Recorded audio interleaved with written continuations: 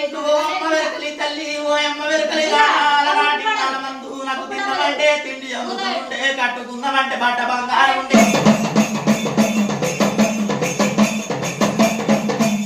అది 12 పాటేరుతనం ఉంటే 60 ఊళ్ళకు అధికారుండి నాకు లెక్కలేని ఆవుల మందలుండే లెక్కలేని గోగుల మందలుండే నేను లచ్చల శ్రీమంతుణ్ణి ఉంటి తల్లి నాటి రోజుల్లా నాకు తిందామంటే తిండి అమృతమాయే కట్టుకుందామంటే బట్ట బంగారమాయ నా తోటలు గాలి